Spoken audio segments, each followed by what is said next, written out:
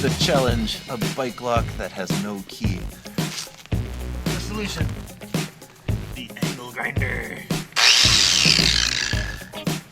This one always makes me sad. I count the seconds that it takes to open up a lock, and it's usually faster to cut it than actually to open the darn thing when it's